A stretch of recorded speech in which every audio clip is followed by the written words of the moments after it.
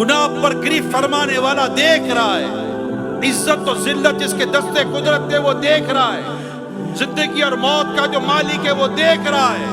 جس نے منع کیا ہے وہ دیکھ رہا ہے، اور تو ادھر ادھر دیکھ کر یہ کہتا ہے کہ کوئی نہیں دیکھ رہا۔ تجھے کیا ہو گیا ہے؟ تو کیوں بھول جاتا ہے اللہ دیکھ رہا ہے، جو پکڑ کرنے والا ہے، اگر وہ پکڑے تو کوئی چھڑا نہیں سکتا۔ بندہ 1000 پردوں میں چھپ کر گناہ کرے،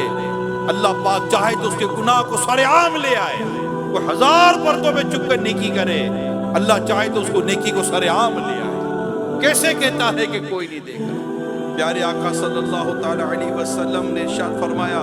قیامت کے دن کچھ لوگوں کو جنت کی طرف لے جانے کو حکم ہے، یہاں تک کہ جب وہ جنت کے قریب پہنچ کر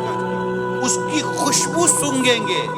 اس کے محلات اور اس میں اہل جنت کے لیے اللہ پاک کی تیار کردہ نعمتیں دیکھ لیں گے، تو آواز دی جائے گی انہیں جنت سے لوٹا دو، جنت سے واپس پھیر دو ان کو، کیونکہ ان کا جنت میں کوئی حصہ نہیں۔ یہ آواز، یہ ندا، یہ پکار سن کر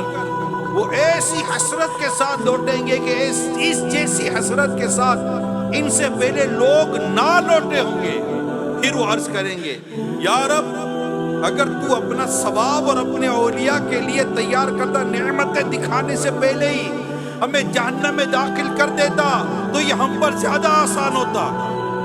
اتنی نعمتیں دیکھ لی، جنت دیکھ لیا،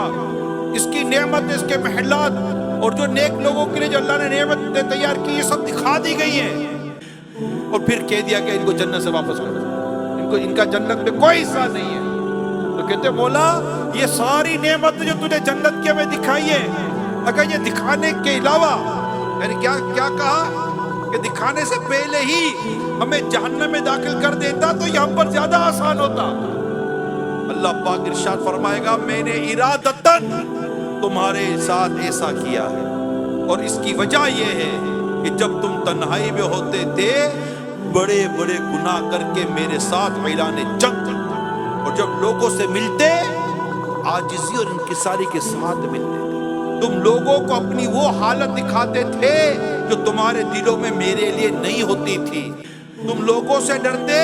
اور مجھ سے نہیں ڈرتے تھے، تم لوگوں کی عزت کرتے اور میری عزت نہ کرتے تھے، تم لوگوں کی وجہ سے برا کام کرنا چھوڑ دیتے لیکن میری وجہ سے برائی نہ چھوڑتے۔